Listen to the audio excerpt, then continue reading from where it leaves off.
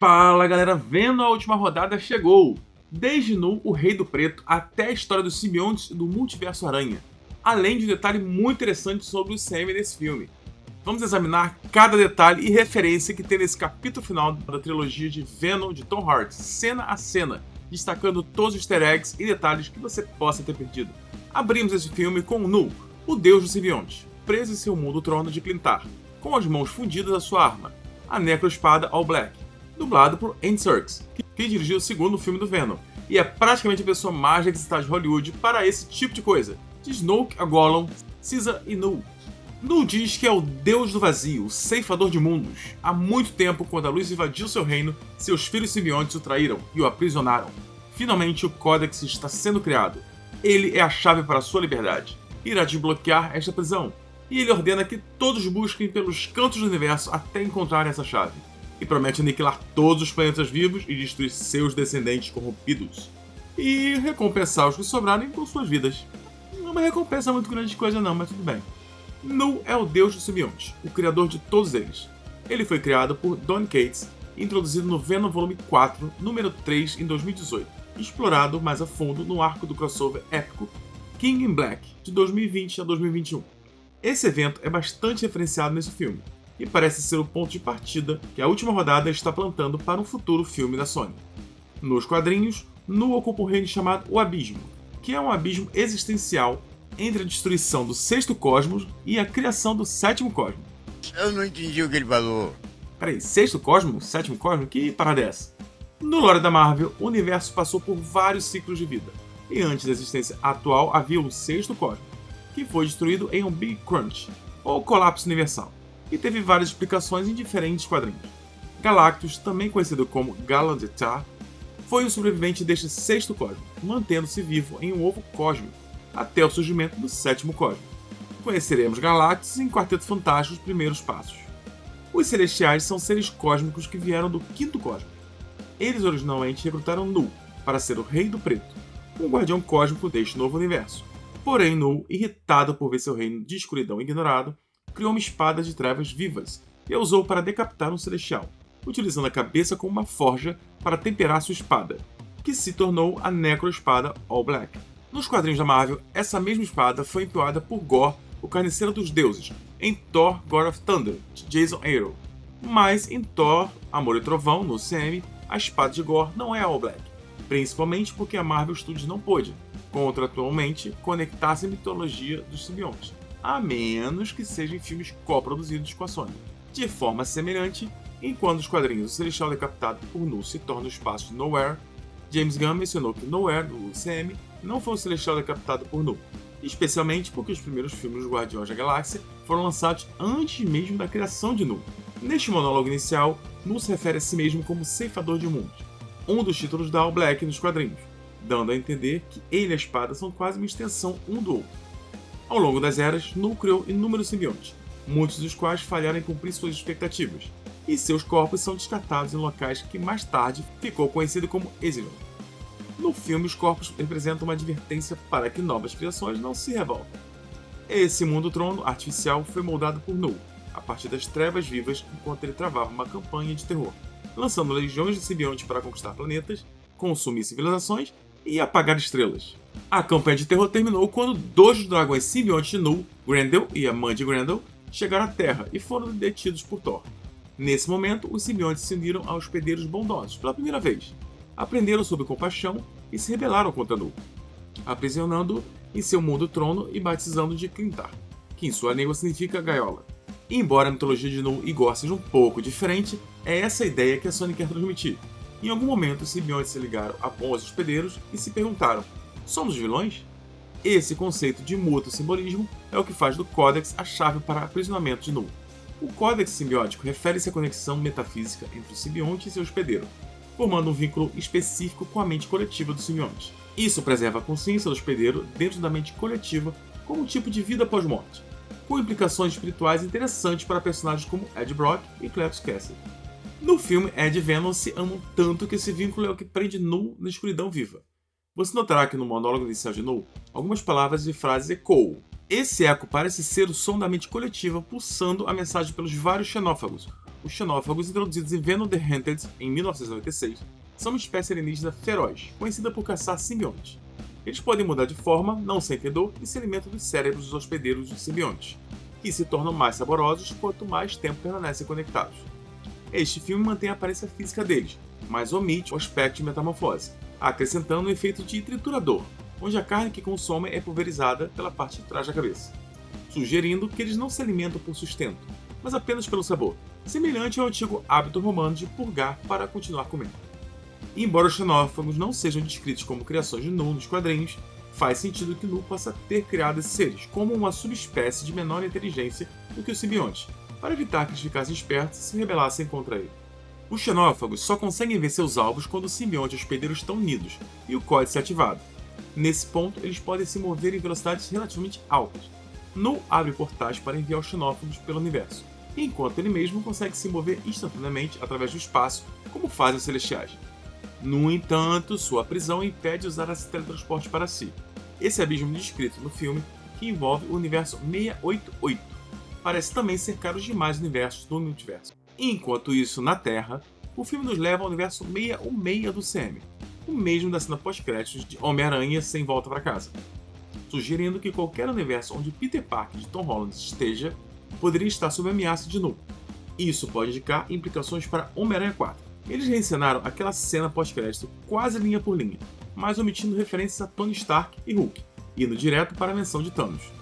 Quando Ed menciona o alienígena roxo, amigo de vocês que gosta de pedras, o bartender interpretado por Christopher Fernandes responde dizendo que Thanos fez sua família desaparecer por 5 anos. Mesmo que Sem Volta para Casa seja uma produção da Sony em coprodução com a Marvel Studios, começa este filme no UCM referenciando o Blip, um dos eventos mais importantes da história do UCM. Acredito que isso seja um sinal de que a ameaça de Nu representa não está apenas no universo de Venom, o 688, mas também potencialmente no UCM. E há uma grande chance de Nu aparecer em Homem-Aranha 4, que será ambientado no CM dos Vingadores. Tom Holland confirmou nesta semana que o filme está acontecendo e que as filmagens começarão no verão de 2025, com previsão de lançamento para 2026. Na cena pós-crédito de Sem Volta para Casa, Ed menciona que irá para Nova York falar com Homem-Aranha, o que leva Venom a dizer para Ed que ele está bêbado.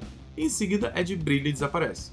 Mas aqui não há menção ao Homem-Aranha, e Ed desaparece, mas agora com efeito visual adicional de uma fenda linear atrás dele, que o puxa para trás.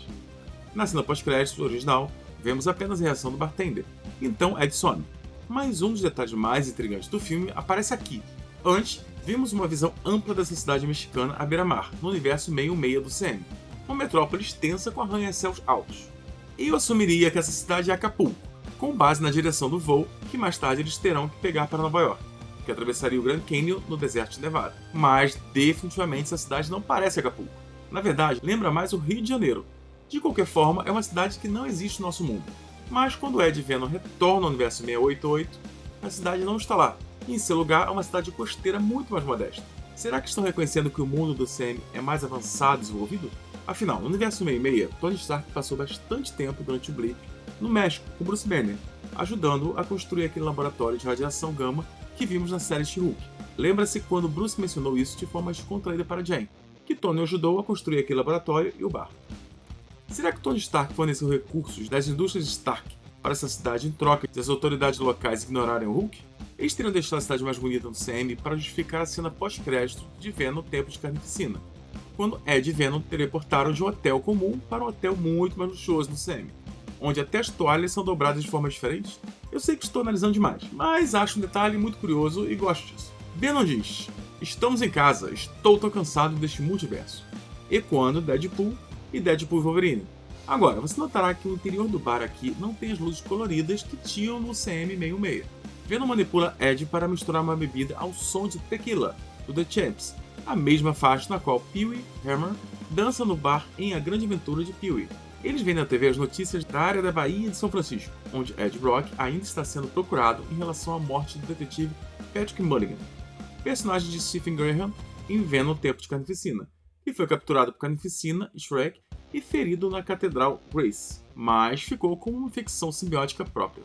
O fato que agora ele é reportado como morto por uma causa completamente inventada nos diz que as forças por trás do programa Imperium são capazes de manipulação da mídia e garantem que essas transmissões sejam exibidas mundialmente.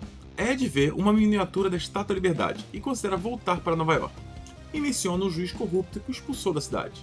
Ele diz que ainda tem muita sujeira sobre esse juiz e poderia chantageá-lo para limpar seu nome. Então, no filme 2018, Ed e Annie falam vagamente sobre esse passado, sobre um tal incidente no Daily Globe, onde ele foi expulso de Nova York e que ela não queria que ele fosse expulso também de São Francisco. Isso foi uma referência à origem de Ed Brock na edição número 300 de Amazing Spider-Man, de 1988, ligada à história do Sin Eater, de 1975, na qual Ed Brock escreveu para o Daily Globe e publicou o nome de alguém que ele achava ser o serial killer conhecido como Sin Eater, apenas para pegar o verdadeiro o detetive Stan Carter, o que arruinou a reputação de Ed Brock como jornalista.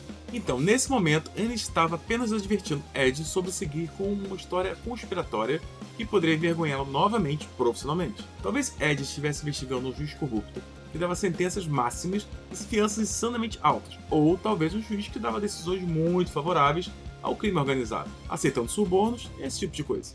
Venom diz que sempre quis ver a Estátua da Liberdade, e qualquer pessoa que queria ver o Venom se juntar à batalha final e sem volta para casa, certamente concordaria. Venom deixa uma moeda em cima do balcão do bar, presa com um pedaço de sua gosma, criando uma situação semelhante à que vimos no CM66, onde o pedaço da gosma de Venom foi deixado no bar.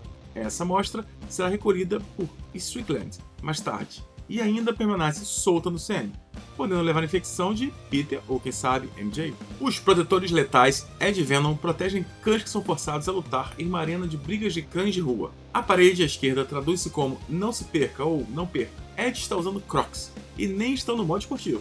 Venom fortalece a perna de Ed e dá um chute em um dos caras, arremessando-o pelo ambiente. Os outros começam a atirar em Ed, que está parado bem na frente dos canis do cachorro.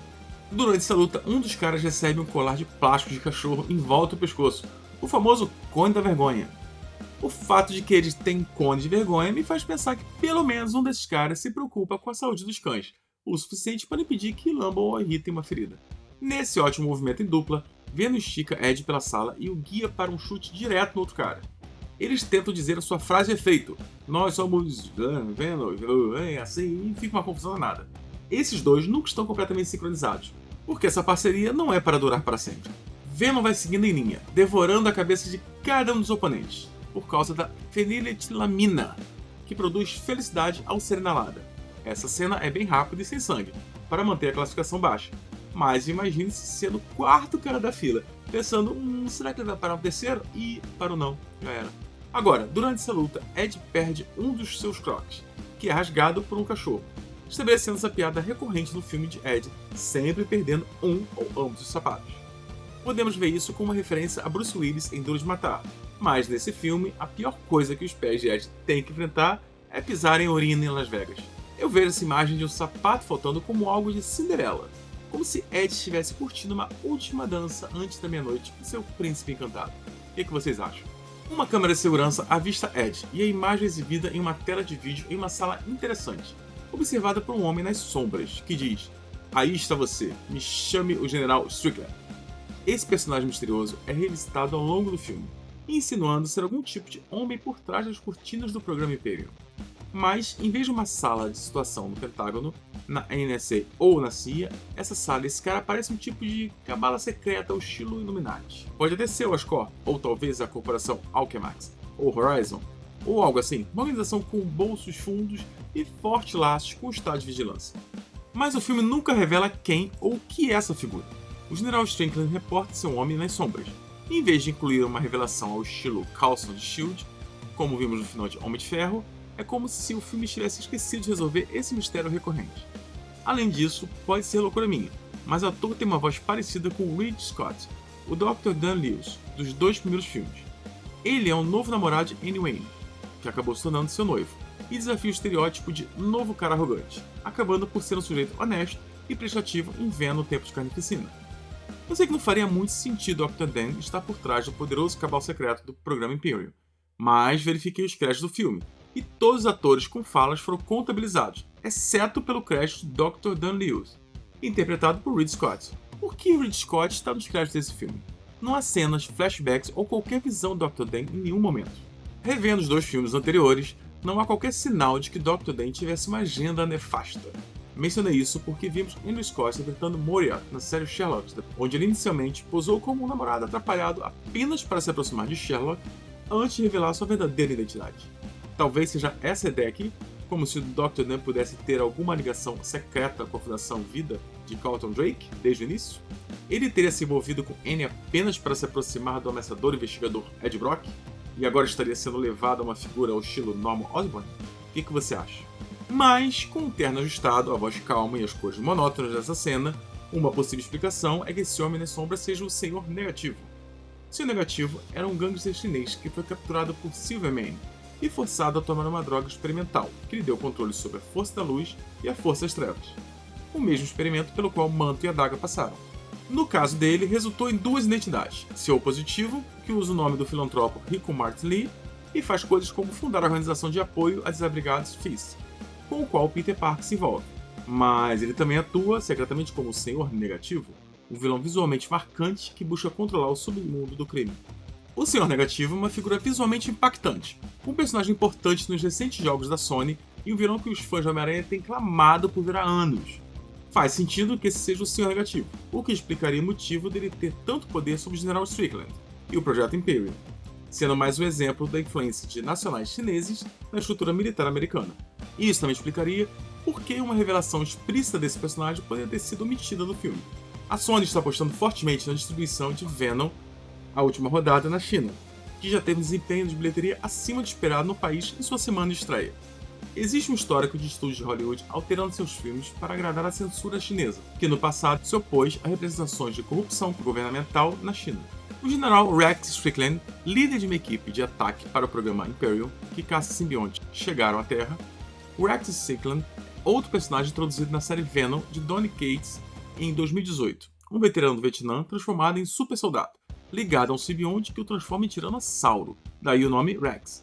Embora, infelizmente, não vejamos Tiranossauro nesse filme, tinha que aparecer, e me deixou muito decepcionado.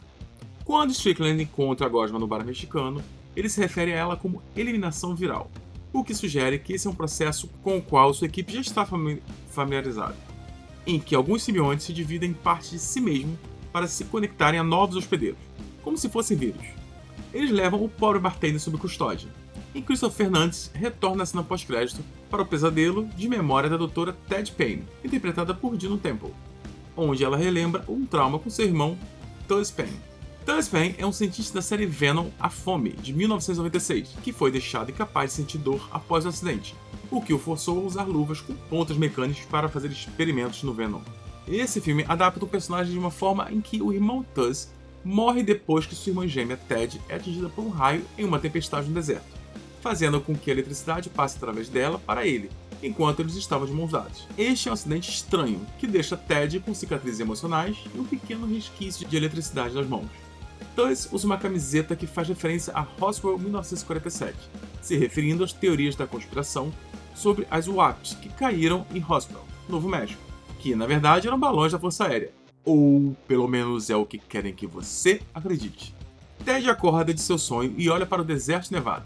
Curiosamente, na versão do trailer, a cena inclui uma série de meteoros cruzando o céu noturno, enquanto no filme é Osprey de Strickland retornando para a Área 51. Ted dirige para o trabalho na manhã seguinte, usando a camisa de Roswell do irmão. Sim, uma camisa do irmãozinho que provavelmente já está desgastada e não deve cheirar muito bem, mas é sua maneira de mostrar que está vivendo a vida que ele deveria estar vivendo.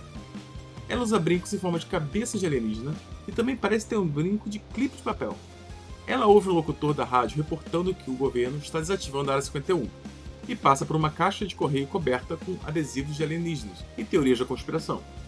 Essa é a caixa preta, que realmente existe na vida real, ao longo da Rota Estadual de Nevada 375, também conhecida como Estrada Extraterrestre.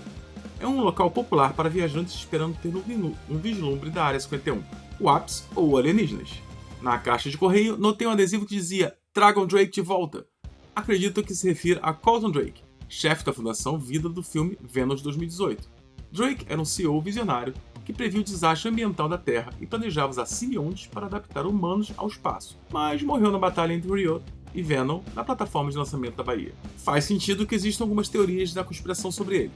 Na superfície da Área 51, vemos um grande Chekhov Gun, na forma de tanques gigantes de solução de ácido super forte, usados para dissolver equipamentos de governo. conhecendo o segurança Jim, que mais tarde será um dos hospedeiros simbióticos na luta final.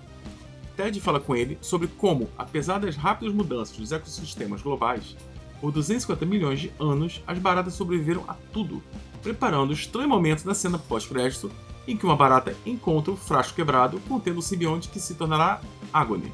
Ted atravessa uma cascata de areia, isso ficou muito maneiro, e desce para a ainda ativa base governamental da Área 55, o programa Imperium. Nos quadrinhos, a Broad Symbionte Imperium é um termo para a rede de colmeias de simbiontes criada por Null. Então, faz sentido que tenham dado esse nome ao programa que busca e estuda simbiontes. Clark Bell interpreta outra cientista, Sadie, que é também o nome de uma garota com quem Lasher se une nos quadrinhos, Absolute Carnage de 2019.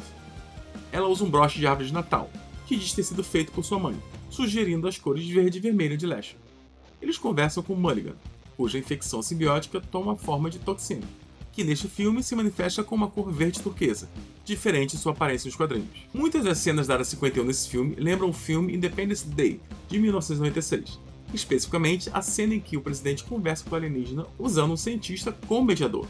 Toxin, falando através de Mulligan, conta a eles que os simbiontes que estão vindo para a Terra estão fugindo de algo, e diz um mar escuro e frio ao redor deste universo. E ele termina rugindo a escuridão tendente, que é quase uma citação direta de Donny Cates em King in Black, uma das frases mais impactantes que Null diz ao relembrar de quando usou a All Black para decapitar o Celestial. O vazio respira, o abismo tendente e as sombras só crescem na luz. Mais tarde, no filme, Toxin conta a eles que o simbionte que Null está procurando é, como ele diz, o preto. Mas, com base nos outros simbiontes que encontramos com suas plumagens vibrantes, parece que a cor preta de Venom reflete algo que ele disse a Ed no filme de 2018. Que no planeta dele, ele é meio que um perdedor, como Ed. Além disso, o preto como cor é apenas a ausência de todas as outras cores, no espectro da luz visível. Venom e Ed se prendem ao lado de um avião mexicano chamado Kionda, que se traduz para "E aí?". Venom pisca para o passageiro através da janela, em homenagem ao episódio Terror a 20 mil pés, The Twilight Zone, estrelado por William Shatner e dirigido por Richard Donner, diretor de Superman, o filme. Ed grita e eu adoro como Venom celestial se transformar em forma de simbionte no meio do grito, fazendo a língua ficar presa ao vento. Esse vínculo faz com que o códice se torne visível para um xenófago próximo. Tanto Ed quanto Venom reagem ao xenófago quando ele pula para a traseira do avião, uma atuação excelente de Tom Hardy, e vemos Venom gritando Jesus Cristo. Eles conseguem evitar o xenófago, que acaba sendo triturado pela turbina do avião, fazendo pedaços caírem no chão. Venom salta do avião e forma um paraquedas, e Ed perde uma de suas botas. Os pedaços caem na estrada extraterrestre, e conhecemos Marty, interpretado por Rhys Ifans. Sim, o mesmo ator que fez Dr. Kurt Connors, também conhecido como Lagarto, em o espetacular Homem-Aranha de 2012 e Homem-Aranha Sem Volta para Casa. A esposa dele, Nova Moon, é interpretada por Alana Ubach, que faz a mãe de Sydney Sweeney em Euphoria, e seus filhos são Echo e Leaf. Marty é uma espécie de versão do personagem conspiracionista de Randy Quaid em Independence Day neste filme. Venom explica para Ed quem é Null, o que são os xenófagos e refere-se a eles no feminino, que achei interessante. Ele também fala sobre como o códice funciona, pois Venom trouxe Ed de volta à vida no primeiro filme, e eles são ligados de uma forma única que pode libertar Null de seu aprisionamento. Como Venom não pode tomar sua forma completa com Ed sem ativar o sinal de rastreamento, Venom se liga a um cavalo. Eu adoro a textura de Venom ao cavalo. A maneira como os tentáculos de Venom formam a crina e a cauda do cavalo, dando a impressão de que uma brisa suave está sempre soprando por eles, é incrível. Além disso, em vez de cascos, Venom termina os pés do cavalo com garras que se agarram. Porque ele não precisa de casco para correr rápido, ele só precisa bater aquelas mãos pegajosas de Venom e correr super rápido. Don't Stop Me Now, do Queens, toca enquanto Venom cavalo acelera pelo deserto. Ele leva Ed até uma beirada e Ed se separa, mas Venom estende seus tentáculos para agarrá-lo e puxá-lo de volta. Essa é uma referência visual ao movimento do filme de 2018, quando Ed pulou com a moto sobre a colina de São Francisco e Venom o trouxe de volta para a moto. De volta à Área 51, Strickland vê tanques com amostras de simbiontes de várias cores. Ele não acredita que estão buscando um refúgio seguro, e vemos como eles têm chegado à Terra por meio de meteoros ao longo dos anos. Strickland voa em um Osprey, com um grupo estilo Seal pendurado, prontos para descer no rio com equipamento motorizado. Venom se prende em um pássaro, depois em um peixe maior, e em seguida em um sapo.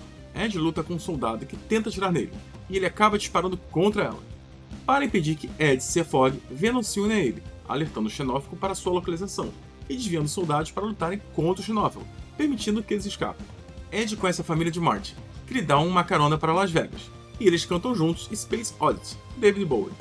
O filho de Marty, Leaf, dá a Ed uma barra de chocolate, e Ed diz a Leaf para não ter medo, afirmando que alienígenas não existem. Ele mente para o menino, e Venom diz a Ed que ele seria um bom pai. Isso parece uma referência ao filho de Ed nos quadrinhos, Dylan Brock, que também se une ao simbionte e adota o nome de Cods. Como a mãe de Dylan é Anne Wayne, e Michelle Williams não está mais na franquia, e Tom Hardy está saindo, não sei se algum dia veremos Dylan Brock. Marty fala a Ed sobre o conceito de Eureka, dizendo que é uma porta em nossa mente que permanece oculta até o momento da morte. Enquanto Ed reflete sobre isso, ao chegar em Vegas, ouvimos Wild Words, de Cat Stevens. É uma música interessante sobre os sentimentos imaturos que sentimos durante um término, mas Cat Stevens escreve suas letras do ponto de vista de alguém que reflete sobre si mesmo, reconhecendo que é imaturo. Quando você conecta isso à ideia de Ed assumindo que já teve seu momento Eureka, acho que ele precisa perceber que para amadurecer de verdade, deve deixar essa aventura de um ano com Venom para trás, o mais importante que tenha sido para ele. Em Las Vegas, Ed e Venom conversam com um artista de rua vestido como uma estátua da liberdade, mais uma referência ao seu destino. Venom cita Rayman, e essa parte do filme é estruturada como uma sequência do filme de 1978, com Tom Cruise e Dustin Hoffman, dirigido por Barry Levinson. É realmente apenas uma chance para algumas cenas de diversão imprudente nessa comédia de amigos em uma viagem. O filme parece até sair da realidade por um tempo. Venom fica viciado nas máquinas de caça-níqueis. Eles encontram a Sarah Sheen, que por acaso está lá, e vão para a cobertura dela para dançar Dancing Queen, do ABBA, mas na versão de Chris Favara, cantadas pelos A-Teens, de 2000. Por que essa e não a versão original de ABBA? Quem sabe? Acho que é importante que um filme chamado The Last Dance haja alguma dança real, né? E Strickland recebe a aprovação da figura misteriosa para assumir o controle total do programa Imperium, e ordena ao Capitão Forrest que reúna os 6. Por um momento, parecia que o Sexteto Sinistro seria mencionado ou referenciado neste filme, mas não. É apenas um outro grupo de 6 soldados enviados para capturar Ed e Venom, enquanto o xenófago ataca. Assim, chegamos à Área 51. Venom se separa de Ed, mas Sade permite que Venom se una a ela, com seu broche de árvore de Natal. E Strickland tenta matar Ed, para encerrar permanentemente o rastreador do Cods, e impedir Null chamando Sati de Christmas, apenas para chamar nossa atenção para o broche novamente. Venom pula de Sade para Ed, para protegê-lo dos tiros de Strickland. Então, sem efeitos visuais, acontece em rápida sucessão nos próximos 20 minutos do filme. Um xenófobo aparece imediatamente e causa o caos, devorando Toxin e Mulligan. As criaturas se espalham pelo saguão principal do laboratório, enquanto Venom é encurralado. Sade libera todos os outros simbiontes contidos com o interruptor mestre, e eles começam a se unir aos cientistas. Sade recebe um simbionte verde, com listras vermelhas e tentáculos, na forma de Lasher, enquanto o segurança Jean se une a um simbionte robusto. O cientista de óculos com quem Sade havia conversado anteriormente se torna um simbionte na cor azul pálida, que lembra um pouco o Scorn. Por um momento pensei que pudesse ser o Anti-Venom, mas acredito que eles guardariam o Anti-Venom para uma versão de Flash Thompson em um filme futuro. Alguns simbiontes se fundem formando um simbionte de várias cabeças, que acredito ser o Hybrid, que nos quadrinhos é a fusão de Riot, Agony, Lasher, Phage e Scream. Se Lasher e Agony aparecem essa mistura, assumo que Scream e Phage também estão aqui. A luta se espalha para o nível da superfície da Área 51, envolvendo Marty e sua família, que não deveriam estar ali, esse cara é um péssimo pai. Ed apresenta Leaf a Venom e o faz sentir menos assustado com alienígenas, e ele salva a família de uma torre de guarda em queda. E enquanto os simbiontes se empilham em um dos xenófagos, Strickland explode toda a pilha com um RPG, matando o pobre Jim. Parece que Lasher diz a Strickland que eles não são os vilões, mas os xenófagos se recompõem e emite um sinal para invocar Null, pedindo mais xenófagos para a Área 51. Ed e Venom lideram uma perseguição de motocicleta e fazem uma combinação impressionante, usando uma lâmina de helicóptero como rampa e levando Lasher atrás deles, que pega outras 2 lâminas e decapita um xenófago. Rex fica gravemente ferido e Ed também se fere seriamente. Ed e Venom percebem que não podem vencer os xenófagos. Venom absorve todos os xenófagos em sua massa e libera Ed, protegendo-o com uma tampa de metal. Venom faz com que Strickland ative o banho de ácido para se dissolver junto com os xenófagos, e ele diz a Ed adeus, mas apenas por enquanto. E ele estende o tentáculo para tocar a mão de Ed, o que remete a uma visualização da criação de Adão. Strickland detona uma granada e explode a estrutura, e o rugido emitido lembra a explosão da instalação na Antártida em Um Enigma de Outro Mundo, de John Carpenter, onde o alienígena grita ao ser queimado. Para garantir a segurança, Ted quebra um frasco em seu bolso contendo outro simbionte de cor roxa, transformando-a em Agony, com longos cabelos. Suponho que a ideia seja que Ted tenha carregado Agony em sua alma desde a morte de seu irmão. Aqui, a Agony emite eletricidade, que parece estar ligada ao raio que Ted recebeu, e embora a Agony não tenha esse tipo de poder elétrico nos quadrinhos. Ed acorda em recuperação pensando que tudo foi um sonho, e tenta falar com Venom, mas não obtém resposta. Um general interpretado por Martin McDougall diz que seu histórico está limpo e agradece em nome de uma nação grata. Ed volta para Nova York, presumivelmente após o juiz corrupto ter sido derrubado pelo programa Imperial, ou por Senhor Negativo. Assim como See You Again, no final de Velozes e Furiosos 7, aqui Memories do Maroon 5 toca em uma montagem das lembranças de Ed com Venom dos 2 filmes anteriores, abrangendo o que o filme estabelece como apenas um ano curto. Isso significa que ainda estamos em torno de 2018 a 2019, o que torna Memories do Maroon 5, que são em 2018, uma escolha de música muito boa. Ed apenas olha para a Estátua da Liberdade e lembra como disse a Venom que a estátua foi criada para receber refugiados em um novo mundo. E isso ainda pode ser o que a Estátua da Liberdade representa para qualquer simbionte que esteja fugindo da ira de Null. Embora Tom Hardy e a diretora Kelly Marcel tenham indicado que este é o fim de Ed Brock, interpretado por Tom Hardy, eles dizem que a história do simbionte e do Rei de Preto, Null, continuará.